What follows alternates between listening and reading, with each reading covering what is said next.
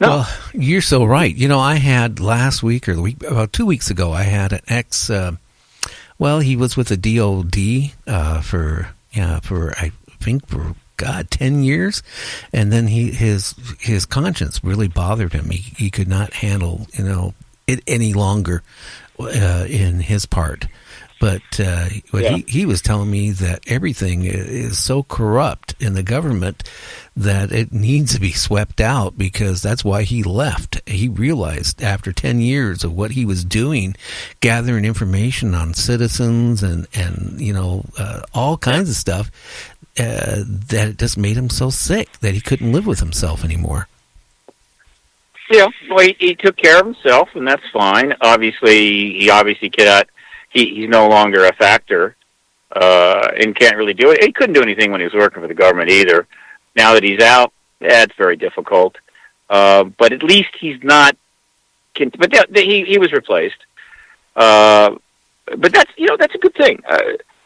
There are plenty of people that have left government because both politics and government, even the military, because they realize that they can't morally participate in what's going on, and God bless them. That's great, but unfortunately that doesn't solve the problem. But it is a symptom of the problem, and worth noting. But it's going to take far more than that. Disclosure is the only thing we've got.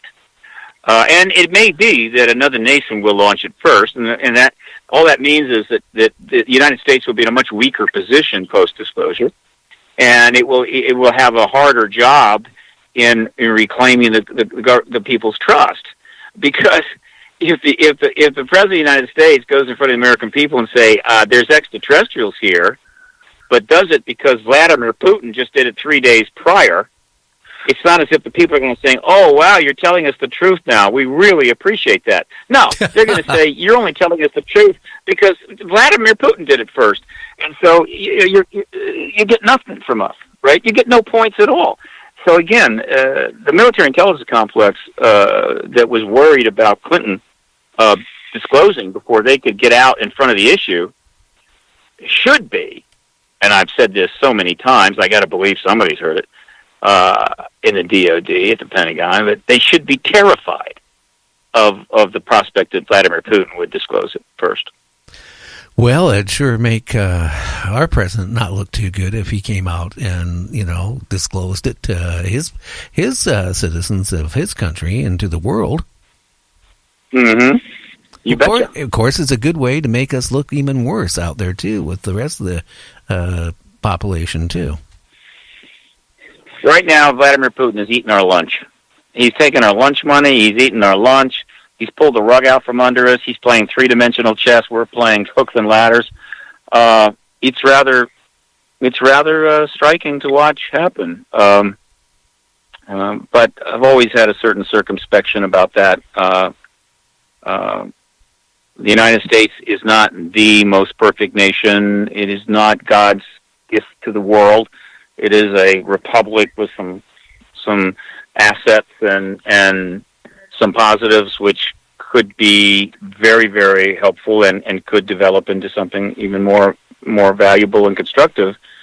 But you're always at risk when you take a position of innate superiority, particularly when you have major flaws. All it does is blind you to your mistakes and set you up for failure. So we're asking. We're literally asking to be knocked off our perch. We're begging for somebody to hit the lever with the baseball and dump us into the water. It's almost like a self-destruction impulse, meaning there's kind of a collective guilt and shame about America, and I think that in some respects, in a collective way, there's a certain sense of, come get us, which is exactly the way humans are. Well, hey, it's like people that have.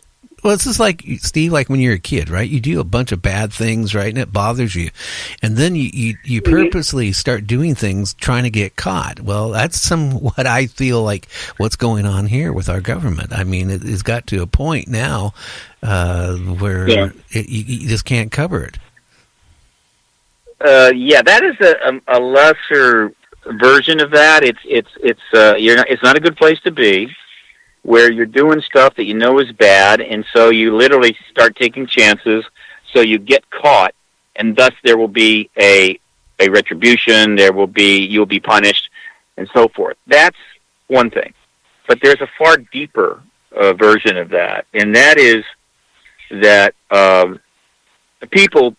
person becomes so shame-based that they start to develop a fundamental sense of non-worth, and they get to the point where they are taking very destructive. They're making very risky moves, not simply to get caught, but to virtually get destroyed. In other words, classic example is suicide by cop, right? I mean, I'm so awful about myself. I'm going to go out. I can't do it to myself. Get somebody else to do it for me. This is shame-based stuff. U.S. it's tough. It is one of the most shame-based countries in the world. And that's not a simple thing. It's not like one thing did that, I assure you. But it is this fundamental sense of not being worthy. It's a sense of failure.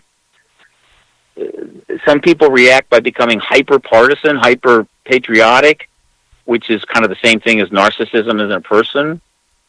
But there's a reason that the United States is now the most obese country in the world, with the fastest growing diabetes rate. We consume more drugs. We consume more opioids. These are the exact thing that shame-based people do. They need to somehow alter their mood. They need to change their mood. So they take drugs. They're addicted to this. They're addicted to that. They're alcoholics, drug addicts, food addicts, sex addicts. And the country collectively is exactly operating exactly that way. It's striking. I just gave a conference in Barcelona, and it's a beautiful city, ancient. Well, not ancient, but it's old, architecturally stunning, clean, and it was nice. And I'm driving around the city, and I'm looking at the people. There are hundreds of people just walking by, and I almost cannot find an obese person. I come back to the United States, and it's everywhere. It's ubiquitous. I'm not trying to pick on people that are in that state. It's more of a collective thing. Why are we doing this? Well, why are we acting this way? I think a lot of, I hate to say it, in this country, there's a lot of greed. And I think the big companies and the corporations out there take advantage of us, and that's why you see a lot of fat people walking around. I'm fat myself. You know what? You get brainwashed. It's a high. You're right. You drink that bottle of soda with all that sugar in it. It's a high. You go to that drive. It's a high. It make you feel good for yourself, and and you actually, it's just like taking heroin and shooting up. You feel good when you eat. That's what I was saying, Gary. But let me point out that in the context that you just stated, that the government is acting, the corporations are acting like the drug dealers. In other words, the people don't want to be this way, right? And theoretically, the corporations can't force them to buy into their advertising and whatever the hell they're selling, which for years was hyper marketing of cigarettes and hyper marketing of sugar and hyper marketing of drugs. I mean, prescription drugs. You millions of ads running on television. We don't have to do that, but like the drug dealer that's dealing that knows there are people out there that have got to change their mood because they are extremely unhappy with themselves. They are, in other words, shame-based. This is an area that I know a lot about, and I can tell you it needs to be talked about publicly far more. And they say, great, you feel terrible about yourself? Take this, you'll feel better. And so these companies are, Coca-Cola, my God, the soda industry, they're taking advantage of a situation that they didn't create. Something else has created this collective shame in America. People are not happy. We've shamed people over sex. We're incredibly judgmental. We're hyper partisan. We're dualistic. Everything is either good, bad, or evil, good, black, white, whatever. And we isolate people. And the word shame, of course, turns up more and more. But it's been understood by by a number of very, very strong researchers. But it has not really become understood at the collective level, national level, nor is it even remotely addressed by politicians. Because, again, it's complex and difficult, and they just want it easy. They just want to get paid a lot. They want to be in office, and they don't want to have to really do anything hard. But this is at the core of our dilemma. It is the symptom, the key symptom of our disorder. Why are Americans literally... What this country is literally becoming sick. It's becoming a sick country with all of its money and all of its resources and technology. How is it that we are becoming such a sick country? And I know the reason. The reason is the actions of government and policies for decades have been inculcated into people's worldview, and emotionally they are feeling ashamed. And other countries, you have people that shame is the least of their problems. They just want to survive from morning to night. They've got other problems. But we have a lot of time on our hands, and we have a lot of options. And so we can stew in our own juices. But again, it is painful to watch this. This great nation with such vigor and innovation and power and money is turning into 200-300 million sick people, increasingly dependent upon everything and anything to feel better about themselves, while their politicians continue to go do outrageous things, kill people by the hundreds of thousands, and just pile the shame on. This now you're getting down to the root reforms that are needed. You don't get to that easy. First, you reform the institutions, and then hopefully you start to heal the people, which, new people come in all the time, and the old ones die out. But this is something I feel very strongly about, and I just wish that some of these geniuses that inhabit the news host desks and the pundits that they bring on over and over and over again to say the same things, that we might start seeing some people willing to really talk about this. But there's just people out there that don't tell me how bad I am. Don't tell me I feel bad. Don't see anything bad about my country. It's all perfect. Well, they're living in a delusion, and it always ends badly. It always ends badly when you're there in that place, right? And it's ended badly for an awful lot of people already, and it could get worse. But it is kind of another subject. It is getting worse, and I know we're stepping off the subject, but I have 8 children.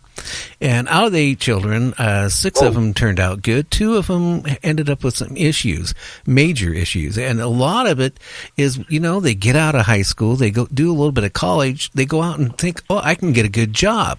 Well, their good job is minimum wage or maybe a little bit more than minimum wage.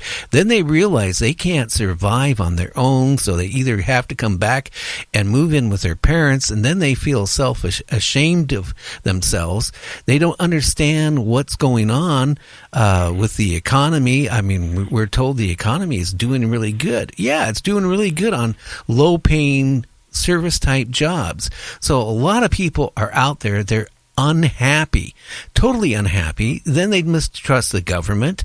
It goes one cycle after another. And, like I said, the main cure for unhappiness is either, drinking, right, or shooting up with drugs or whatever, or eating and not taking care of yourself and being self-destructive. And that's what's happening in this country more and more every day. People are unhappy. Let me, I don't disagree with that, but I just, for your listeners' sake, there is a difference between being unhappy and being shame-based. Shame-based is far more profound than just being unhappy. You can be unhappy on I apologize, Steve. I should have said no, shame. You apologize. It's the same I'm thing. Just verifying. I have one son who's 30 years old. He's ashamed of